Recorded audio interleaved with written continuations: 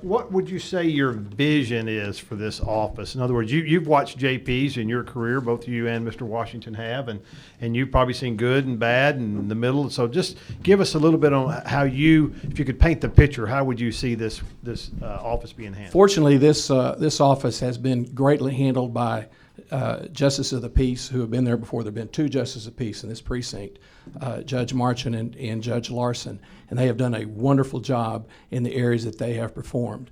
And what I see is that we've got an area now in this particular precinct and in this court where over 6,000 cases were filed in the year of 2013. And this means with that many cases, and with the growth that the community is having and this precinct is having, we've seen that there's been over a 60% growth in the last 20 years in this particular area. And it's only going to continue to get larger in an urbanized area. And so consequently, this office is going to require a more hands-on type of approach that needs a professional approach to the whole thing to augment what has already been done in this particular office.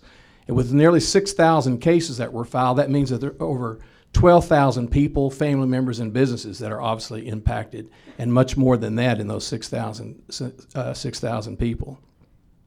And each of those cases involve a number of touches and involve a number of opportunities for people to actually do a clear, direct administrative approach. So it needs a strong administrator as well to this office. Service, service, service. I mean, the people that come to Justice of the Peace 6 expect service. And as Gary said, this court has been well run by the predecessors. Our current Justice, Patty Larson, does a wonderful job.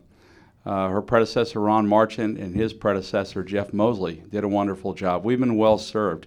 And I want to continue that good service with a full-time justice for those 6,000 cases. I've sold my businesses in 2011. I've been semi-retired doing volunteer work for the past 2 years. So I'm fully available to spend my full time in this particular office to make it as well run as it has been by the predecessors.